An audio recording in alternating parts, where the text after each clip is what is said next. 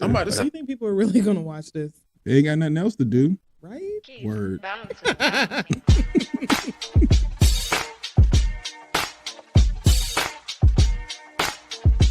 I ain't going on social media talking shit about TDS Radio. I know that much.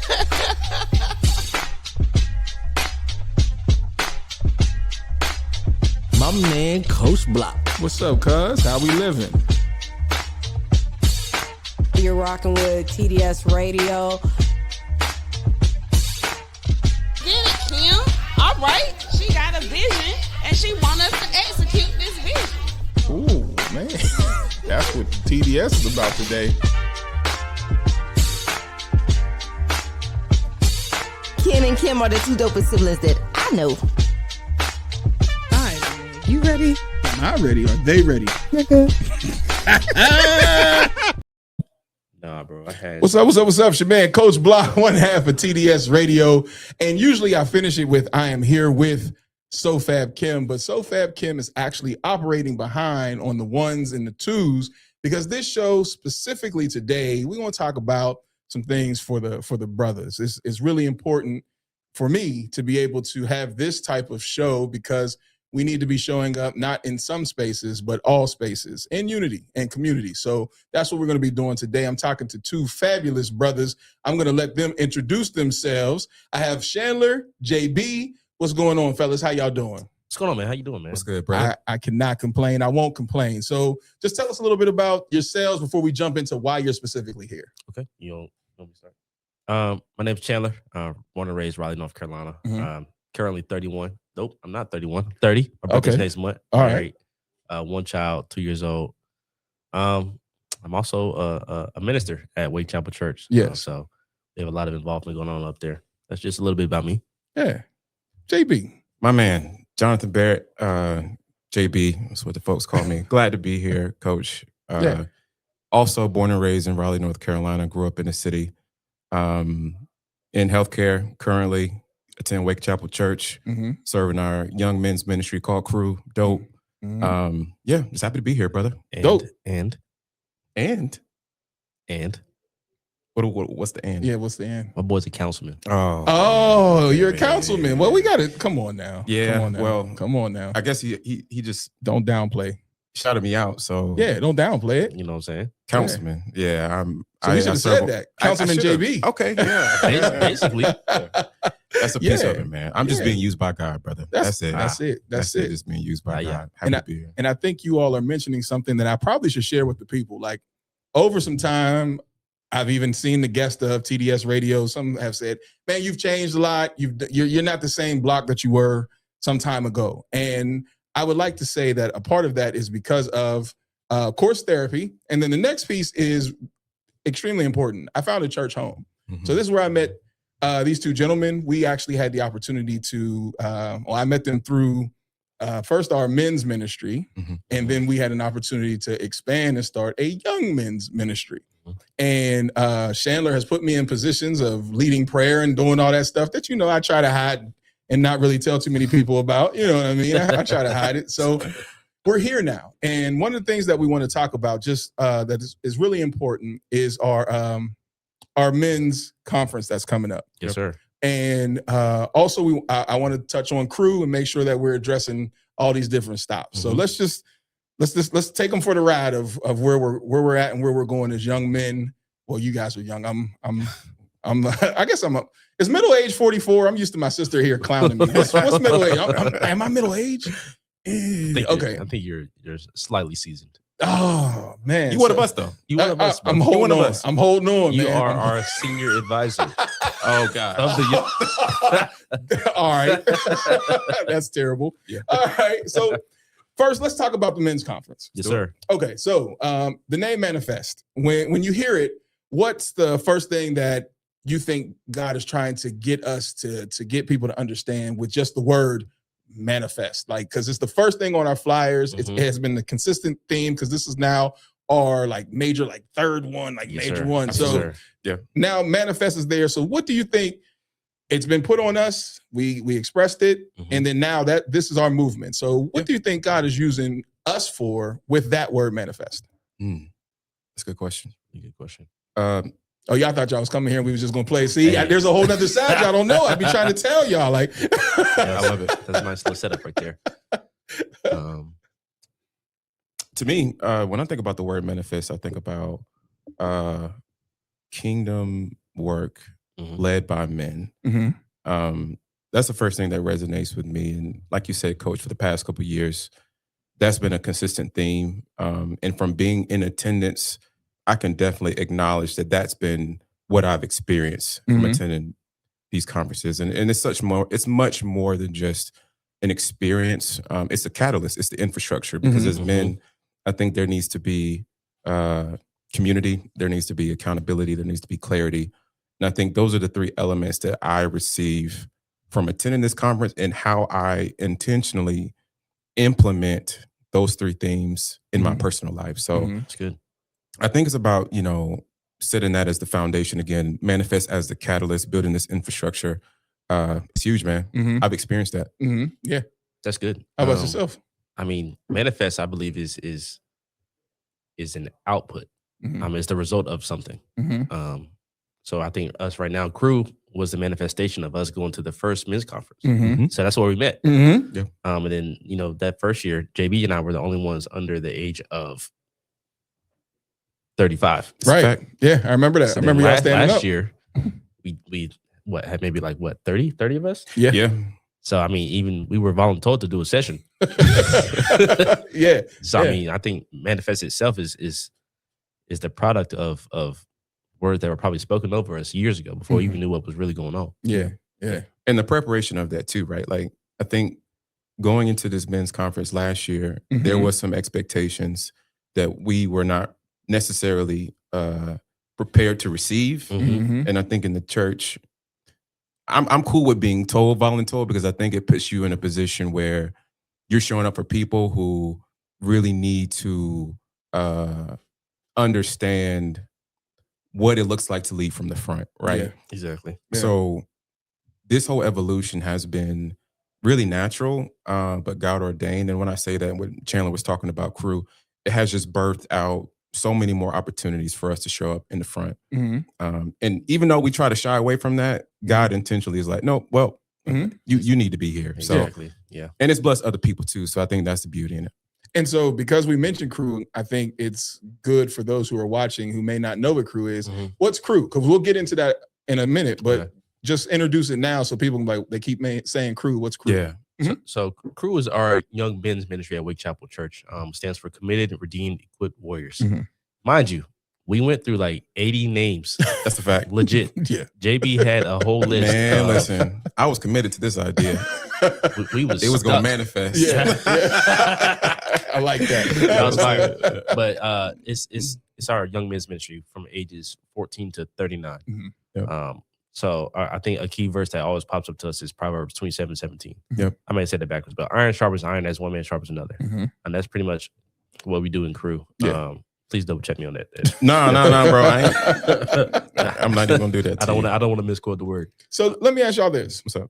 What type of brother or what is the conference for? And then we'll also say what type of young brother is Crew for? It's the same brother. Yeah. It's the same brother. If you want some financial, as my homeboy Jalen Burton, shout out to Jalen, he would say, if you want game on your finances, you want to learn how to be balanced, you want to learn how to grow. Even if there's always a huge mental health piece, I think all of that equivalates to one sound kingdom man. So I think that's the same thing for Crew. Yeah. I would agree to that.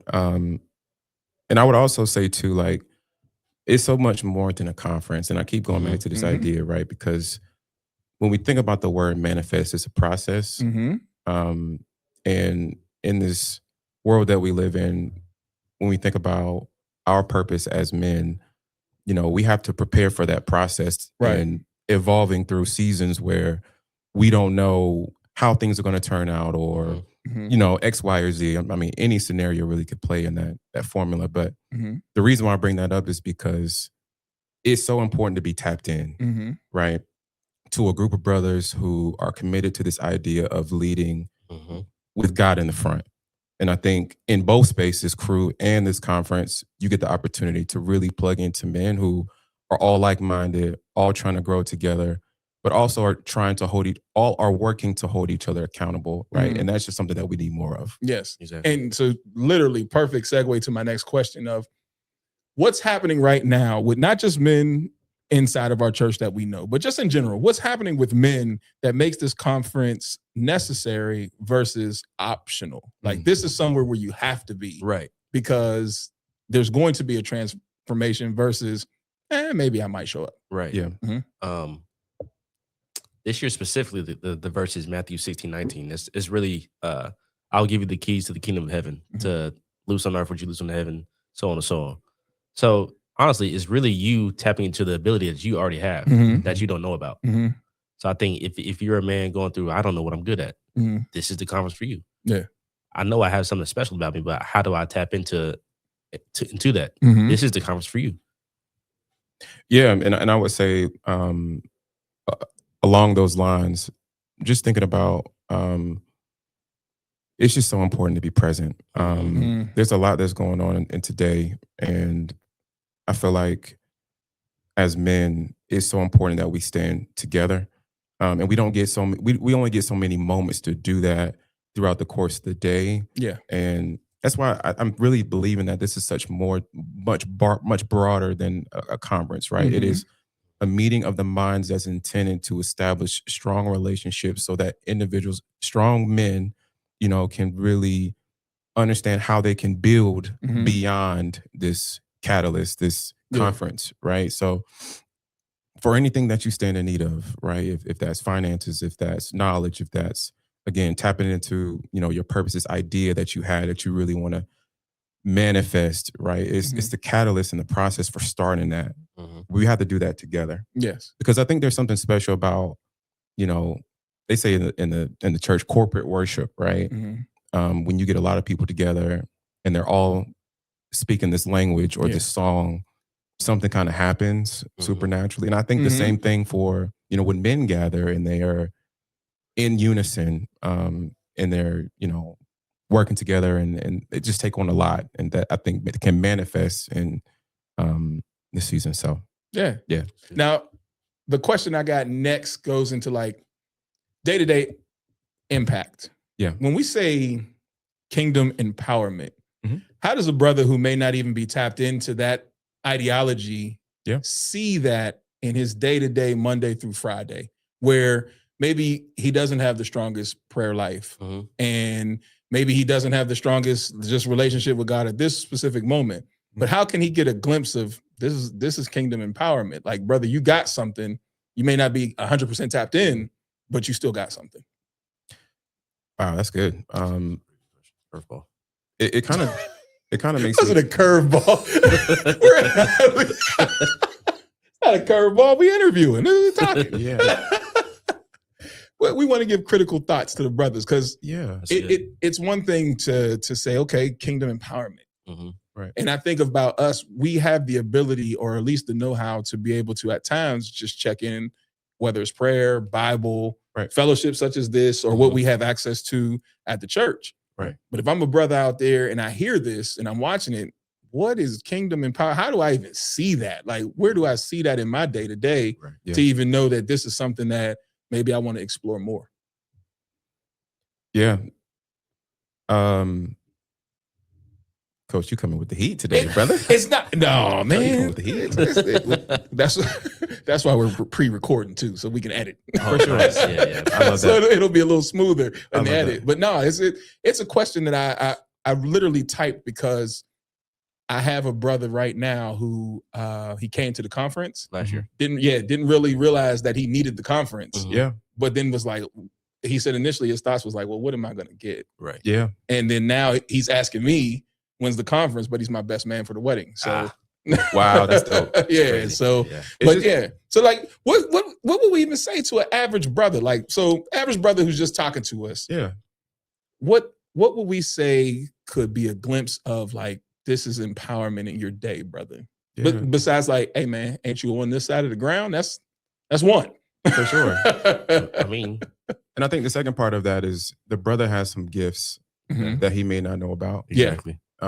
He may have some questions that he don't have answers to. Mhm. He may have an idea that he doesn't know how to implement or execute. Mhm. And again, I think the men's conference could be that opportunity for him to develop some answers to those Mhm. questions that he's been seeking. Yeah. And I think there's just something powerful about affirmations among men. And when I say that, I think about, growing up, I was never the academic. Academics wasn't something that came naturally to me. Mhm. I had to apply myself, Mhm. but I didn't apply myself alone. Mhm. I had a teacher. Right. I had somebody who came alongside me, worked with me, make Right. sure that I knew the skills, all the things that helped me to get from point A to point B. Mhm. And the point A to point E is from a B to a C, from a, you know what I'm saying? Like, if we're using a grading Yeah, scale, right, right? right. And I think as men, it's important to have that person that's walking alongside of you, Mhm. almost like a teacher, Mhm. a mentor, a peer, Mhm. whatever word that you want to use. Yeah. But I think there's something positive about having someone right next to you who's affirming you. Yeah. Mhm. Because when you get to a point in life Yeah. where you're like, man, I don't know what happens next. Mhm. And you have a brother that's next to you coaching you and saying, like, Yeah.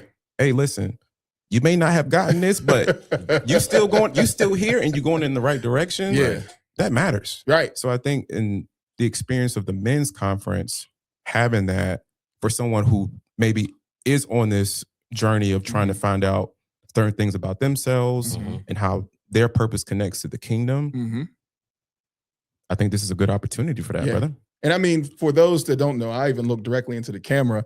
Speaking to the mentor aspect, like, Yeah. the cool thing about being in that in-between phase is, like, I'm older than you all, Mhm. but then I'm not older than a guy like Elder Stokes. Right. Yeah. And so to me, Elder Stokes is like my mentor. Like, I look up to him. When he says, hey, I need you to do this, it's like, I got you, OG. You know what I'm saying? That mentor, though, also allows me to know that there's somebody who's watching, Yeah. Right. somebody who cares. If they haven't seen me, it's like, where you been? Where Exactly. the checkups and all that. So it is important. And I think for those who may not know, a lot of relationships like that are built at Conferences. Manifest. Yep. It definitely is, because it's so much more than just the specific information that you're being taught. Because once you're done being taught, Yeah. now everybody's like, so what we about to do? Yeah. The fellowship is huge. Yeah. I agree. Yeah. And- So then go ahead. And then honestly, another point that JB made, we may come in to Manifest with those questions, but there might be another brother with the exact same questions. Yes. And there's another brother That's in the good. room that's going to give those answers. So Right. then you naturally like, yo, glad we had the same question. Yeah. I was thinking about it. I just didn't want to ask it. Right. As men of God. Yep. And you can take time with this question. What's the difference of having information Mhm. versus being in formation? Mm. So you know about God, you have the information, but then there's a difference of being a man of God and being aligned in formation. That's good. Thank you. That's really good. That's a good. That's really good. I'm actually glad that prepared for y'all. Yeah, we didn't get these questions beforehand. I'm glad we did it. Yeah, it Yeah. was intentional. Yeah, I'm glad. Absolutely. Wow. Counter question. Mhm. What's the point of buying a new car and let the key sit on the shelf? All right, now. You got to show it. I need to ride it. Okay. Yeah, I got to take it out. Likewise. Yeah. Likewise. If I'm given these tools, Mhm. I need to use them or they're gonna get dusty. Right. Yeah. So what's worse than a car collecting dust? Correct. Yeah. We wasting information. So it's better for us to use it so we are in formation as you worded the question, Mhm. Yeah. or we just sitting here wasting time. Yeah. And we are wasting the time that God gave us. Yeah. Because nobody knows how long that is. Exactly. Yeah. How about yourself, JB? No, I mean, I think he hit a nail on the head. But if I were to use other words, it's like, I don't know. I think of my mom when, like, growing up in the church. Mhm. One of the things that she always used to tell me is like, Jonathan, you are in the world, but you're not of the world, right? And in the church context of, the question that you asked, it makes me think about like, yeah, I go to church, but do I read my Bible? Right. Yeah, I go to church, but do I tithe? Do I fast? Mhm. And I think we've been giving information about how to live a Christian life, Mhm. but because of human nature and our disconnect from how this is growing me spiritually, we don't take on the practice. Right. So I think the formation allows us to get in position based off of the practice of taking on those Christian disciplines that allows us to be truly used by God. What do I mean by used by God? Operating in the purpose that he has designed for us based off of the gifts, skills, talents that he has embedded within us. So that's what made me think about that. Okay. Cool. That was fire. I was say that. Great That's answer. fire, Good. Oh, man. So, what is a lie that we need to dismantle or break in our systems of daily operation to assure that we're connected? Like, what are some things that as men we adopt because people say you're a man, and it's like, Right. we got to dismiss this train of thought. Like, what messaging should we start saying to ourselves? Where do you want to start? Anywhere you like. Anywhere you like. We don't have to. We as men don't have to hide our feelings. Mhm. I think that's the main thing that I would say. Okay. Now, is there? So this is this is a part of me being who I would be if Kim was here, because I always ask these questions. So where's the line of feelings and then you know how people talk that zesty? You're zesty, he's zesty. So where is the line? Is there a line? Are young men learning how to present their emotions? Meaning, like, there is a way to present so you're heard. Is there an off? What are you guys seeing, and what's some advice? Man, that's deep. And I want to take a step back because I think there's just certain characteristics about a man that lead to misconceptions about how to show up as a man. So one element is you have to be strong. We're always taught growing up, you got to be strong. And I think what that leads to is this idea of, okay, I have to do it alone, right? You train alone. When you grow up or when you wake up in the morning, you know, it's you versus you, right? So I think that is a common misconception that I think we as men need to be very intentional about breaking, because no one gets through this season, this experience as a man and do that by themselves. And that's the one thing that I wanted to point out first, because the strength, this, I got to be tough. I got to fight these battles alone. I mean, it can lead down a real tough path. And unfortunately, life will throw you some lessons about this tough exterior and what that can lead to. That I think we really need to deal with as men. And I think that the men's conference is a great opportunity to establish that rapport and walk alongside other men who are maybe just as curious as you are, while removing some of that tough exterior. Does that make sense? It does, because the word that I was going to say that I think between the men's meeting, between Manifest, between Crew, the V word that a lot of guys don't like to use, vulnerability. Yeah, absolutely. That's it. I think you see that. Yeah. We see tears. We see just people expressing personal things in their lives, just being in a safe space.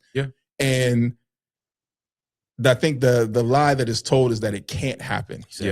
And I think, you know, that's why I love what we do. And having this conversation is even a piece of vulnerability, because it's like, this is what's going on in our church home, you know? Can I say something real quick? You sure can. I mean, I think it goes back to one of the questions that you were posing earlier, where I was like, you're warming up. He's warming up. In the headlights, because, you know, I think there's something to be said about the relationship between older men and younger men. Like, how do we make sure that there's that gap? There's that cultivation. Like, there's so many different experiences that a young man takes on where he feels like he has to do it alone. High school, any college, right? Those spaces where he's in isolation, where he feels like he has to make these big decisions alone. And I think there's an opportunity, and again, we promoted the men's conference, so I want to, you know, plug this in here as well. But how do we could continue to cultivate that relationship between the older generation and the younger generation? I'm not talking about your father. I mean, the father is important, but I'm talking about, other men in your life, who you maybe have passed by, had a conversation with, like we need more than that, and I think bridging the divide, what Chandler was mentioning is going to be critical for us for us men to show that level of vulnerability, right? Because there's the affirmations and those two relationships. So for the older men to come out and say, hey, bro, like I had to do this, you know what I'm saying? Like showing your emotions is a very healthy thing. This is how I got through it. And I think that's something that we need to really deal with. Like that relationship between the two. Does that make sense? Yes, it does. Because I have a question for both of you all, because phasing into the 40s and, mid 40s, right? Yeah. When I was 30, I didn't even know how to ask for the help that I needed. Yeah. Right. So by 33, I was divorced. Right. But there was things that I look back on and say, well, if I probably had somebody to talk to, I might not have been divorced. Right. So now you guys being in that space, and you are also now married, can you just talk to the importance of that space of saying, I do want older help, guidance, and information, because I think that gap right there is where things go wrong, where we look at it as, and I'm saying we because I'm an older guy, we look at it as we learned, we went to the quote unquote school of hard knocks. You're hard headed. Yeah. We told you once, I ain't telling you no more. Right. And you all are now in an age where it's far more acceptable to be expressive. Exactly. But it just seems like we're not speaking the same language. So everybody's talking, but it's like, I'm not hearing you. So how would you all attack that, being in this space where now y'all are heading down my street, y'all heading down, y'all can see 40, you know what I'm saying? So, but then you're still in tap with the people that are 20, 19, younger. How does it look for you all so that it helps me on how it looks for me to you? Right. We touched on it earlier. You said vulnerability. So I think Crew Manifest, we do a great job of showing that vulnerable side, because we didn't see a lot of vulnerable men growing up in our church. I can only speak for our church. I mean, other churches may be different, but we didn't see a lot of vulnerability because we had the school of hard knocks, man. Like, hey, why are you crying? Blah, blah, blah, blah. That's not a knock. That's just how they were raised. So, I mean, recently, I'm in school. Recently, I had to do it's called a genogram, where you study the backgrounds of your parents and so on and so on and so on. And you figure out, what traits have I inherited that could have been prevented if they had somebody to talk to? So like both of my parents come from parents who got divorced. And then one side, they lack communication. The other side was something else. If the person that lacked communication knew how to express themselves, they would have been married for like 60, 70 years. Right. But because back then, expressing yourself, you were seen as soft as a man. This is what, 60s, 70s? You won't be expressing yourself. You ain't doing that. So even then, I see some of the traits that I have inherited. I say, oh, yeah, I have to stop that. Because I have a son who will eventually marry somebody. I say, you going to treat your wife how you see me treat your mom. So that was, because, we say learned behaviors. So you can stop your learned behavior if you actually open up yourself and be vulnerable. Yeah, absolutely. Absolutely. I see the wheels spinning. Go ahead, Bishop. yes, Bishop John B. I mean, I think it's along the lines what Chandler was saying. Like, I think there's this system of how older men deal with vulnerability versus how younger men deal with vulnerability. And it seems like the cat is trying to chase the bag in terms of looking at models for how this was done in the past. Which always doesn't equate to the goal, which is be yourself, your truest self, walk in what you believe, but also utilize the tools that others have used to be successful in whatever space that is. If we're talking about vulnerability, if we're talking about being consistent, if we're talking about growing your faith. So what I'm saying is simply, we don't need to confine ourselves to one system and one, line of thinking. We use the tools that have come before us. We understand the history, but we be intentional and confident and brave, which is a process, enough to identify what works well for us, because what worked back then is not going to work today. Yeah, Exactly. So I think it's maybe some of that thinking and that system that maybe we just need to forego, to find out what our solution is. Exactly. And another point, I mean, we can say older men, but I think we go from with the more experienced. Because just because you're older than me doesn't mean you have that much experience. I know that's right. Yeah. Especially in certain areas of our lives. You know what I'm saying? Because I'm not going to go to an older man if he's never been married. And ask for marriage advice? Exactly. Right. What would you say to a brother who is ashamed to admit what he needs? You meet a brother and he won't do it. Yeah. And you see it. Yeah. But it's like you don't want to be intrusive. You don't want to invade their space, but you see it. How do you all approach that if you're looking at, let's say, somebody a peer-to-peer or near peer, somebody a little bit younger, and how would you approach that? Yeah, I mean, for me, I think it always has to start off with a level of humility, right?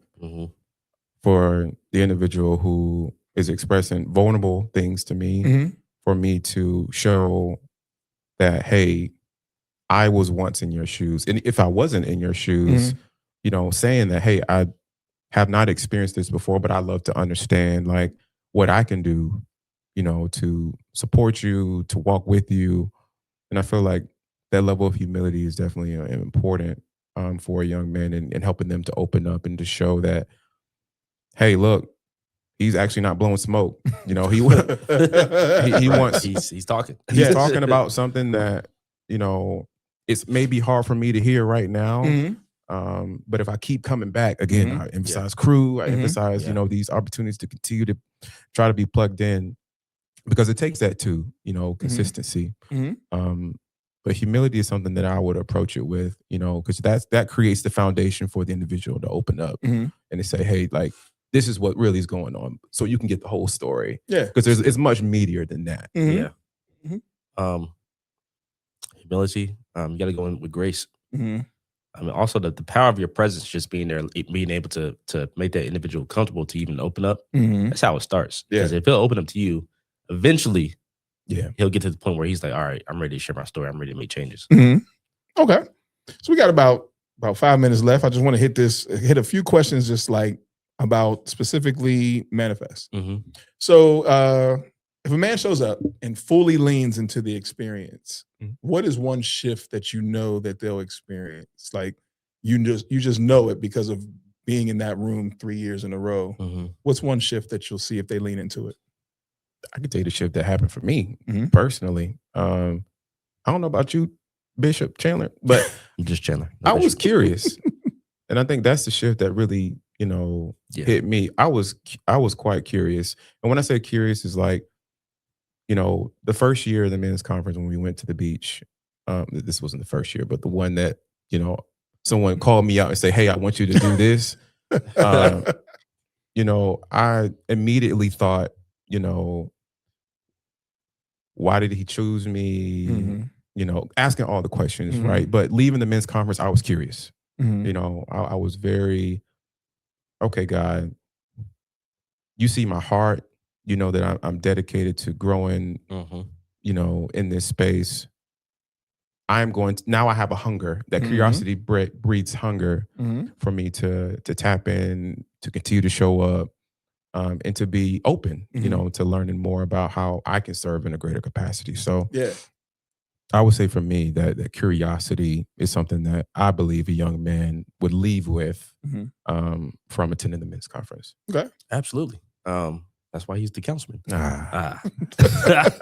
But I mean, similar, because we, like I said, we weren't gonna go. It's like a last minute week of oh, for real? Registration ends Thursday. We decided like Tuesday. Yeah, let's for just real, bro. Yeah, it was a quick decision for sure. Spur of the moment. Okay. Yeah. And we went together. Yeah, we drove. Yeah, we drove together. Yeah, and last year we drove together again. Okay. Yeah, we did. Oh, all right. But I think it kind of like reignited my purpose. Like I said, because JB, we always been cool, but I think we really got closer as brothers. Absolutely. That first time. Okay. And then we just so happened to run into Monty. And that's just like organically. Yeah. that's how Crew started. Brother Monty needs to be here next time. Yeah, he does. We got to get him here. Exactly. And then, I think like maybe, funny enough, I think like a few days, maybe a few weeks before that first conference, I had met with Pastor. I said, "Hey, I feel a call on my life to be a minister." She said, "Oh, great! I'll partner you up with so and so." Blah blah blah blah. Now you're in it. Yeah. I mean, and the following year we got thrown into a session. Yeah. So then now we're here. Now we're here. So, what does success look like at the end of the weekend? Like, how will a man know that I was here? You know what I mean? Like, yeah. What is this? So for me, I'll start with me. Success was connecting with other brothers and leaving with friendships. Yep. You know what I'm saying? Organically, like you said. Right. I left literally charged up. Like the one thing that is kind of sad about not being at the beach, what I would do before leaving and heading to church, I would take my whole prayer of everything that was negative. Yeah. I literally just threw it out. Like I had a ball in my hand. All the negativity, everything. I'm like, I'm leaving it here, threw it in the ocean. And then I'm like, all right, let's go. And we went to church. You know what I mean? Yeah. So for me, it was like a spiritual new year. So if we think of it like that, like, all right, I've been fighting. Yeah. Let's celebrate new year, Yeah. new charge. Let's do it again. So that was what it was for me to be successful, because I felt like I'm ready to go, like coming out of a round of boxing. Yeah. All right, bing, bing. All right, I'm ready. I had my rest, ready to fight again. But so what was it? What was success for you all? Yeah, I mean, I think for me, success was I am ready to come back to the men's conference next year. And not only am I ready to come back, I'm ready to bring somebody with me because I know what this experience has done for me and what it can do for the brothers who are around me, who I know need to be here. Exactly. So it was a hunger for that. I saw success from being there for the exact same reasons that you did, but also like, how do I create and make my friends around me aware that this experience exists and how I can tell my story to them so that they can get the same thing that I got or something different that they were looking for. Exactly. So that for me was a piece. I wanted to be able to be a part of the expansion. Yeah. You know what I'm saying? We mentioned like it was just us two. So for last year to see people that we grew up with in the same space getting their breakthrough from God, that's beautiful. Yeah. Because I don't really care if I get one, but to see my brother get one, that's different. Yeah, absolutely. So now, before we get ready to close, here's what I need. I need from both of you one sentence on why a young man or older, anybody, any man, period, why they should attend the conference. One sentence. Brother, who's on the other side of this mic, if you're hearing my voice, JB, the men's conference is your opportunity to manifest your dreams. Pull up. Be there. Pull up, bro. Nah, let me stop playing. No, that's dope. Whoever's listening to this, if you're a young man, if you're a seasoned veteran, if you really want to unlock the potential that you've been sitting on, pull out the manifest. You'll be empowered, be enlightened, and you'll be stirred up. How can we get the tickets? WakeChapel.org. WakeChapel, WakeChapel.org. You will see the flyers on the main website. And if a parent wants to lock into Crew, hit us up at the Crew at WakeChapel.org. THECREW at WakeChapel.org. Yes, sir. And if you forget any of that, please know you can always go to info@tdsradio.com and we'll make sure that you get straight to get you all the information that you need. And this won't be the last time you see these brothers. I had a whole bunch of conversational questions that I didn't even get to, but we want you to come back again and tune in again. So we got some good information today, but we'll also talk after the conference as well. Maybe even again before leading up, because I do want y'all to meet Brother Monty and some of the other brothers that are involved with Crew. So for tonight, y'all have a good night. If you're listening to this on the road, stay safe. If you're listening to it at the crib, go to sleep. TDS Radio, our voice